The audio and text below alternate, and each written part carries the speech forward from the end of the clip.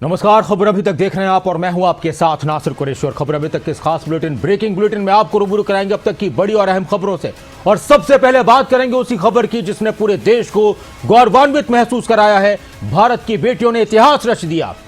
Cricket का world cup जीता है भारतीय महिला क्रिकेट खिलाड़ियों ने।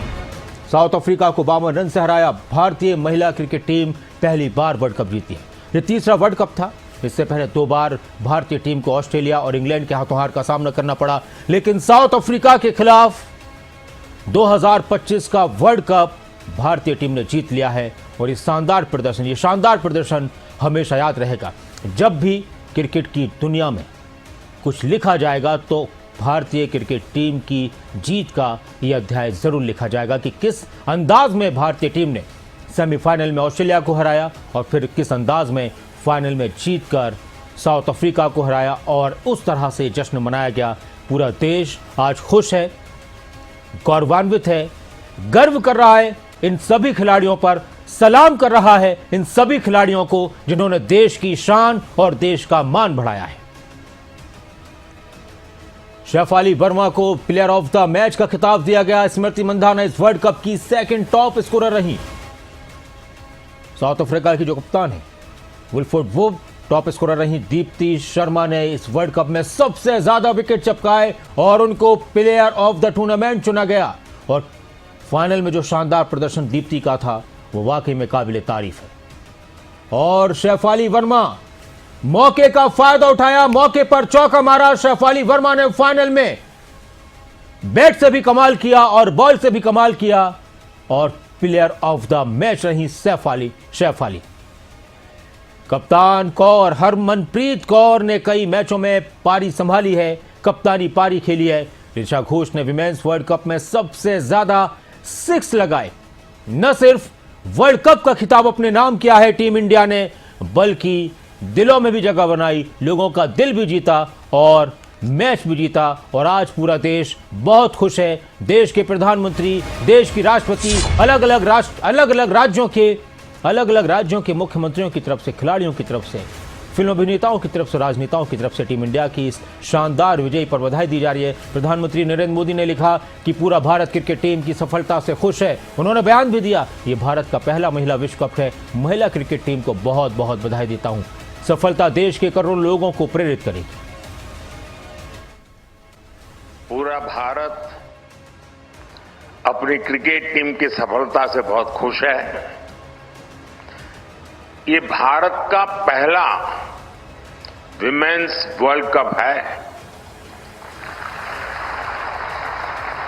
मैं हमारी विमेन क्रिकेट टीम को बहुत बहुत बधाई देता हूं। हमें आप पर गर्व है।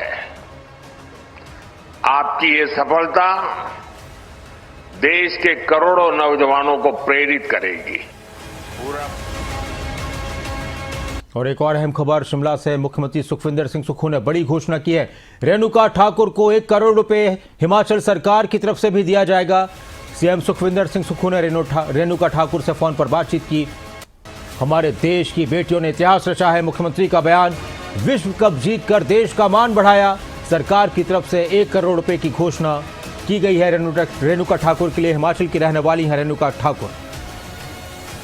और प्रदीप ठाकुर हमारे साथ फोन लाइन पर जुड़ चुके हैं ज्यादा जानकारी के लिए हिमाचल से, शिमला से हमारे ब्यूरो। प्रदीप, देश की बेटियों ने देश का नाम रोशन किया है। आज हर एक देशवासी खुश है और उनके लिए नामों की बौछार की जा रही है।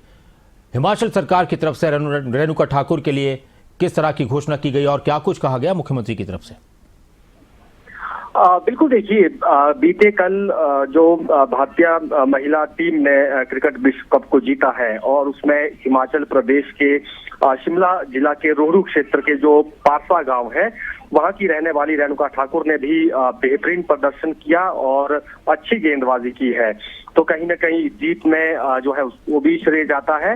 और जो बाकी भी महिला क्रिकेटर थी उन सभी ने पूरी जो है कोशिश जो है जीतने की और जीत हासिल की। अब जो है हिमाचल प्रदेश में भी खुशी है रेणुका ठाकुर को लेकर, उसके परिवार में भी, उसके गांव में भी जश्न का माहौल अभी भी है। और मुख्यमंत्री सुखविंदर सिंह सुक्खू ने भी रेणुका ठाकुर से अभी फोन पर बात की है, उसको बधाई दी साथ ही मीडिया से बात करते हुए मुख्यमंत्री ने 1 करोड़ रेणुका ठाकुर को देने की घोषणा भी की है। और इसमें मुख्यमंत्री ने ये भी कहा है कि जो महिला क्रिकेट टीम थी और जो देश की बेटियां हैं, उन्होंने इतिहास रचा है विश्व कप को जीतकर, और हमें गर्व है। और हमारी बेटी भी जो हिमाचल प्रदेश की रेणुका ठाकुर थी, उसने भी अच्छी जो है इसमें खेल खेला है, अच्छी बॉलिंग की है। और जिस तरह से ये पूरा मैच हुआ है, तो कहीं ना कहीं हिमाचल प्रदेश का नाम भी उसमें बना, क्योंकि रेणुका ठाकुर उस टीम में शामिल थी। तो ऐसे में 1 करोड़ देने की घोषणा हुई है। और अब देखना ये है कि जब वापस लौटेगी रेणुका ठाकुर तो क्या माहौल रहता है प्रदेश का। और आज भी हमने देखा कि उसके गांव में, जो पारसा गांव है शिमला के रोहडू का, वहां पर भी जो उनके परिजन हैं, उनके परिवार के लोग हैं, उनसे मिलने के लिए गांव के लोग, दूर दराज से लोग पहुंच रहे हैं।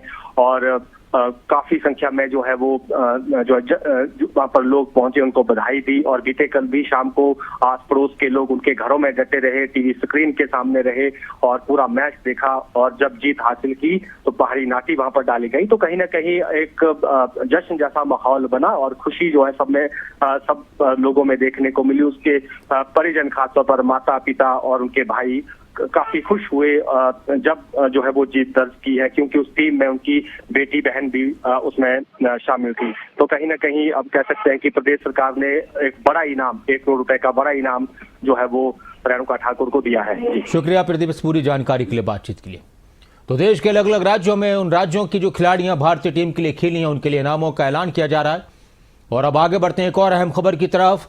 और ये खबर है हरियाणा के मुख्यमंत्री नायब सिंह सैनी से जुड़ी हुई। उन्होंने भी भारतीय महिला क्रिकेट टीम के इतिहास रचने पर टीम इंडिया को बधाई दी। सीएम ने कहा कि ये पूरे देश के लिए एक संदेश है। हरियाणा की बेटी का भी शानदार प्रदर्शन इस मैच में रहा। प्रदेश की तरफ से शेफाली वर्मा को भी उन्होंने बधाई दी। भारतीय महिला क्रिकेट टीम को पहली बार विश्व चैंपियन बनने का मैं बहुत बहुत हार्दिक बधाई और शुभकामनाएं देता हूं। हरियाणा के लिए ये गर्व की बात भी है कि हरियाणा की हमारी बेटी शेफाली वर्मा फाइनल मैच में प्लेयर ऑफ द मैच रही। फाइनल मुकाबले में उन्होंने अपना प्रदर्शन करते हुए 87 रन बनाए और 2 विकेट लिए।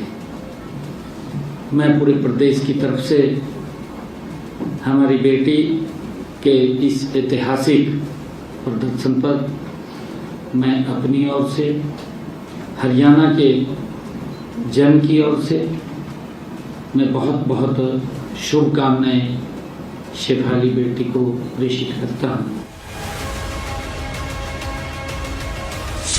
और बिहार में इंडिया गठबंधन पर जमकर बरसे मुख्यमंत्री योगी आदित्यनाथ। उन्होंने महागठबंधन पर निशाना साधते हुए कहा कि इंडी गठबंधन में 3 बंदर।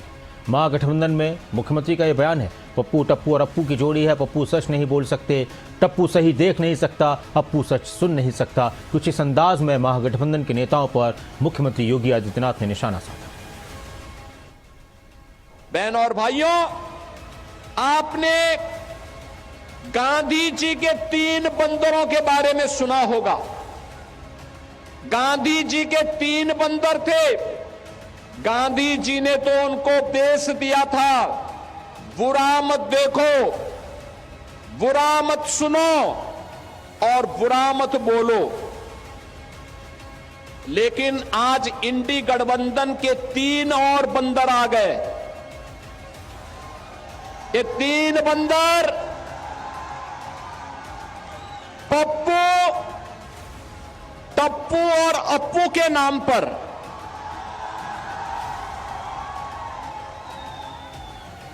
पप्पू, टप्पू और अप्पू के नाम पर पप्पू सच बोल नहीं सकता, अच्छा बोल नहीं सकता, टप्पू अच्छा देख नहीं सकता और अप्पू सच सुन नहीं सकता। इन लोगों को एनडीए सरकार के द्वारा किए गए विकास दिखाई नहीं दे रहे, उसकी खुशबू इनको सुनाई नहीं दे रहा है, दिखाई नहीं दे रहा है।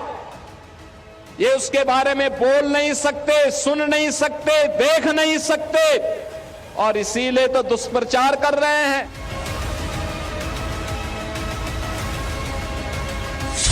और हरियाणा में अंतर्राष्ट्रीय गीता महोत्सव को लेकर मुख्यमंत्री नायब सिंह सैनी ने प्रेस कॉन्फ्रेंस की। उन्होंने कहा कि गीता महोत्सव की पहचान विश्व में है, लाखों लोग इस महोत्सव में आते हैं। अन्य देशों में भी अब गीता महोत्सव हुए हैं। दुनिया से लोग गीता महोत्सव से जुड़ रहे हैं। 10वां अंतर्राष्ट्रीय गीता महोत्सव 15 नवंबर से शुरू हो जाएगा और 5 दिसंबर तक चलेगा। पहली बार 21 दिन का महोत्सव गीता महोत्सव के रूप में इस बार होने वाला है। 25 नवंबर को प्रधानमंत्री नरेंद्र मोदी भी कुरुक्षेत्र आएंगे। क्षेत्र में आयोजित होने वाले राज्य स्तरीय कार्यक्रम में देश के यशस्वी प्रधानमंत्री आदरणीय नरेंद्र मोदी जी और माननीय प्रधानमंत्री जी, इसके साथ अंतर्राष्ट्रीय गीता महोत्सव के कार्यक्रम, इन दोनों कार्यक्रम में, क्योंकि एक कार्यक्रम भव्य कार्यक्रम का आयोजन होगा, उसमें देश के यशस्वी प्रधानमंत्री जी का आगमन होगा और हम सब के लिए, हरियाणा के लिए, और विशेषकर क्योंकि ये भगवान श्री कृष्ण की पवित्र भूमि है, जिस पवित्र भूमि पर आदरणीय प्रधानमंत्री जी यहाँ पर आएंगे, और जिसका मैंने जिक्र भी किया है कि आदरणीय प्रधानमंत्री जी ने जब 2014 में वो कुरुक्षेत्र की इस पवित्र भूमि पर आए थे, तो उन्होंने अपने शब्दों में कहा था कि ये गीता जयंती अब कुरुक्षेत्र में नहीं, ये पूरे विश्व में ये मनाई जाएगी।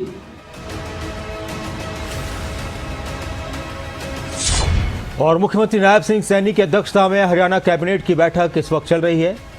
सीएम सैनी इस बैठक की अध्यक्षता कर रहे हैं। सिविल सचिवालय में कैबिनेट की बैठक में कई अहम विषयों पर मोहर लग सकती है।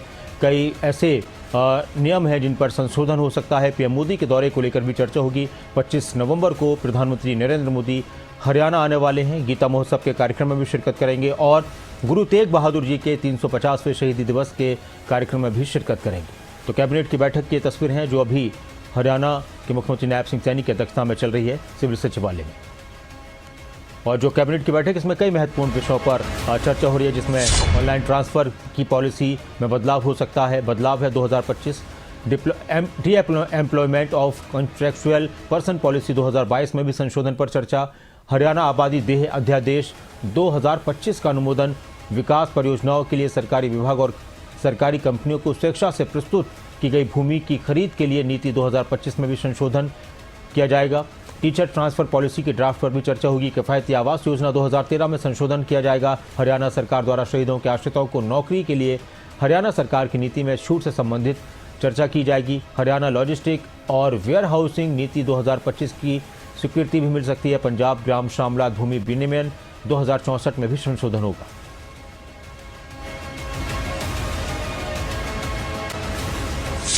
और चंडीगढ़ में हरियाणा कांग्रेस विधायक दल की बैठक भी जारी है। नेता विपक्ष भूपेंद्र सिंह हुड्डा की अध्यक्षता में बैठक चल रही है। चंडीगढ़ कांग्रेस कार्यालय में कांग्रेस विधायक दल की बैठक शुरू हो चुकी है और आज इस बैठक में शामिल होने के लिए हरियाणा कांग्रेस के प्रभारी बीके हरिप्रसाद भी मौजूद हैं। कांग्रेस के प्रदेश अध्यक्ष राव नरेंद्र सिंह भी मौजूद हैं। इसके अलावा आज हरियाणा कांग्रेस के जिला अध्यक्षों की भी बैठक होगी। कांग्रेस के जो अलग अलग जिलों के अध्यक्ष हैं उनको भी बैठक के लिए बुलाया गया है, तो उनके साथ भी चर्चा की जाएगी। और खबरें अभी तक ने कांग्रेस विधायक अशोक अरोड़ा से खास बातचीत की। खबरों में के पॉलिटिकल एडिटर अनिल मोर ने बैठक शुरू होने से पहले उनसे बातचीत की थी। उनका क्या कुछ कहना था वो आपको सुनाते हैं। सर, आज जो कांग्रेस की विधायक दल की बैठक होगी, नेता प्रतिपक्ष बनने के बाद ये पहली बैठक है, क्या कुछ खास विषय आज की बैठक में रहने वाला है? जिला अध्यक्षों की बैठक भी है। कांग्रेस पार्टी प्रदेश में मुख्य विपक्षी पार्टी है और प्रदेश की सरकार आज केवल उत्सव मनाने में लगी हुई है।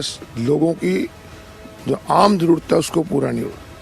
जहाँ प्रदेश की लॉ एंड ऑर्डर की स्थिति खराब हुई है, उसके साथ साथ आज बिजाई का मौसम चल रहा है।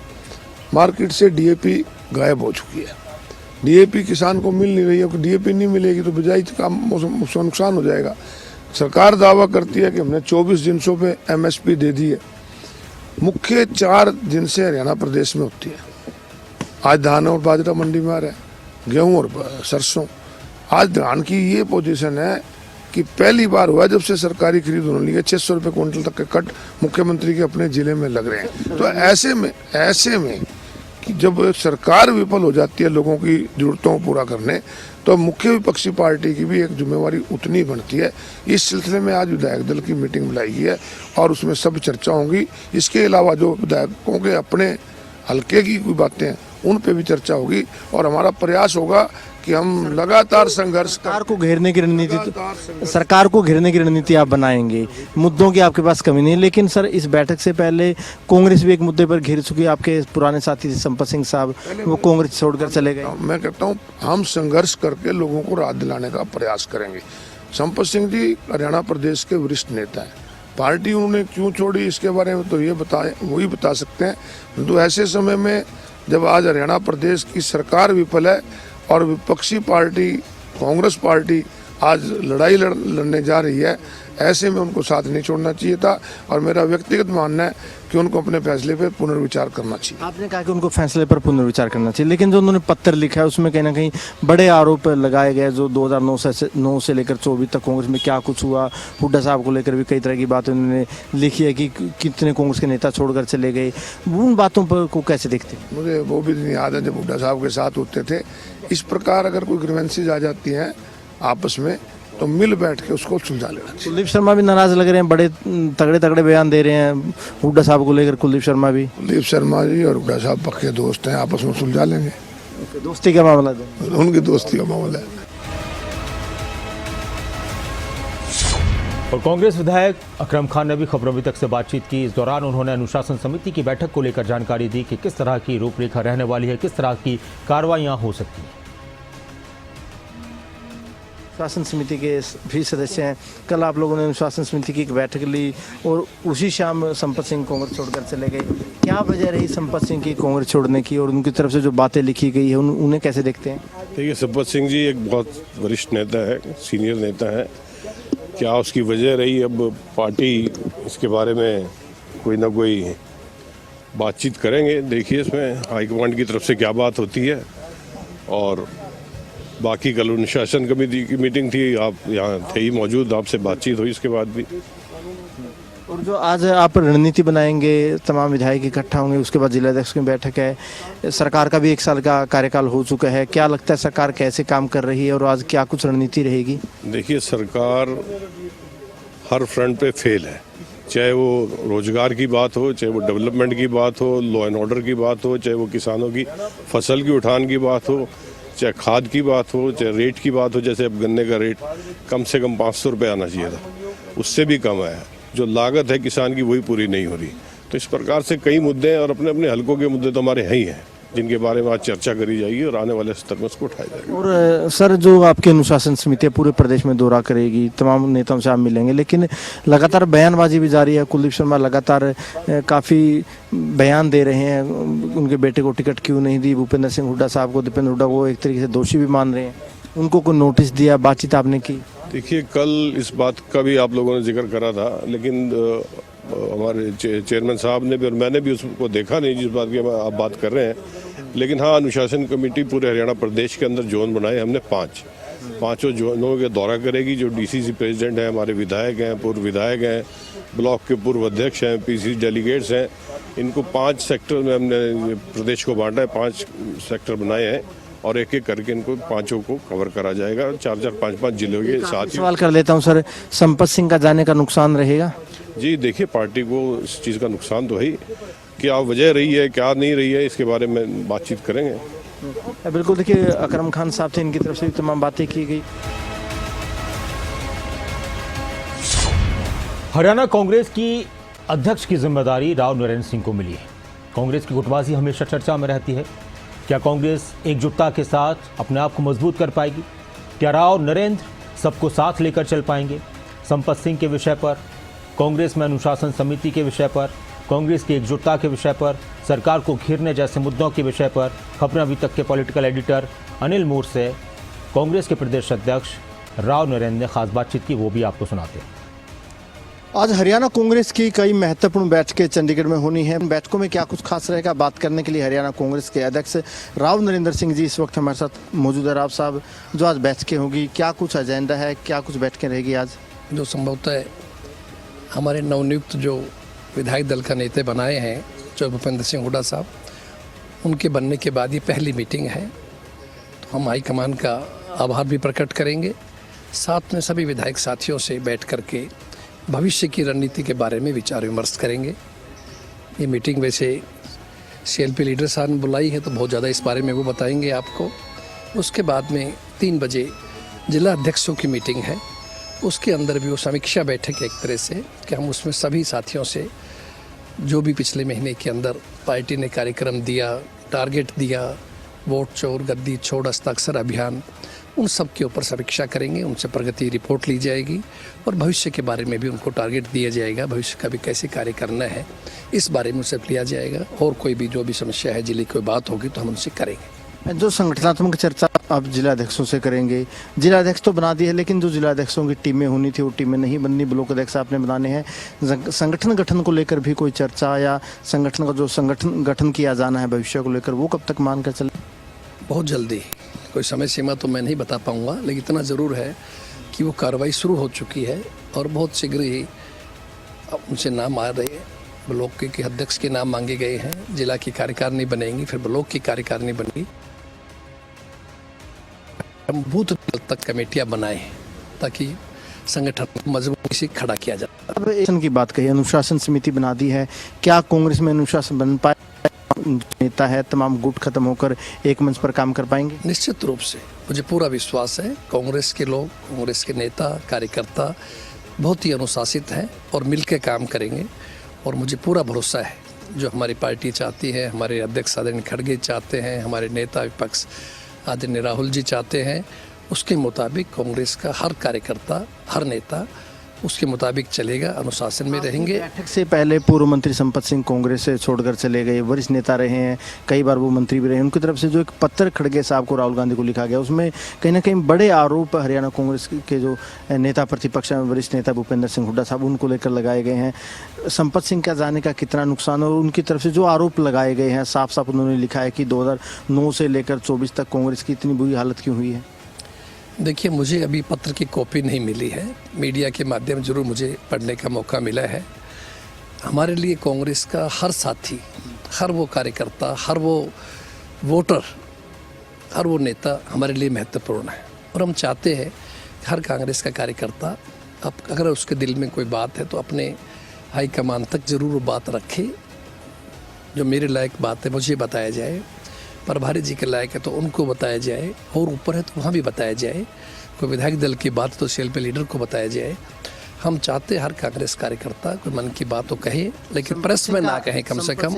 जी, संपत सिंह का इस्तीफा मंजूर किया जाएगा, उनको मनाने की कोशिश करेंगे? नहीं, अभी मैं उस पत्र को मेरे मिलेगा, पढ़ूंगा और बात करेंगे। संपत सिंह जी सम्मान्य नेता रहे हैं प्रदेश के, चाहे वो दूसरी पार्टी में भी रहे, कांग्रेस में भी रहे, और हमारे बड़े अच्छे व्यक्तिगत उनसे संबंध रहे। अब क्या कारण रहा मेरी उनसे व्यक्तिगत भेंट नहीं हो पाई, सिर्फ मीडिया के माध्यम से पता लगा है, तो हम जरूर उस कॉपी को पढ़ेंगे, उसके बाद आपको बताएंगे। एक आखिरी सवाल है, कुलदीप शर्मा भी बड़े नाराज लग रहे हैं भूपेंद्र सिंह हुड्डा, दीपेंद्र हुड्डा को लेकर। आपने कहा कि कोई नेता मीडिया में बयान न दे, लेकिन वो बयान दे रहे हैं, सीधा सीधा निशाना हुड्डा साहब पर साध रहे हैं। कुलदीप शर्मा से कोई बातचीत हुई, कोई नोटिस देंगे? देखिए, अभी कोई मामला ऐसा नहीं आया, वो भी मैं बताया मैंने आपको, केवल ऐसा बात चल रही है। मैं व्यक्तिगत रूप से नहीं सुन पाया हूँ अभी क्या कहा है उन्होंने, लेकिन सभी के लिए सामान्य बात है। सभी मेरे कांग्रेस के नेताओं से निवेदन है कि कोई भी बात हो तो पार्टी प्लेटफॉर्म के ऊपर रखें। बिल्कुल, देखिए राव साहब का कहना है कि जो कांग्रेस के तमाम नेता हैं, गुटबाजी को लेकर, पार्टी को लेकर किसी भी तरीके से मीडिया में बातचीत न रखे, जो भी बातचीत है वो पार्टी के प्लेटफॉर्म पर रखी जाए। वहीं जो आज की बैठकें हैं, आज की बैठकों में कांग्रेस संगठन को लेकर भविष्य के किस तरीके से सरकार को किन किन मुद्दों पर घेरा जा सकता है, उन तमाम मुद्दों को लेकर आज कांग्रेस की तरफ से रणनीति बनाई जाएगी। कैमरामैन सूरज के साथ अनिल मोर, खबरें तक, चंडीगढ़।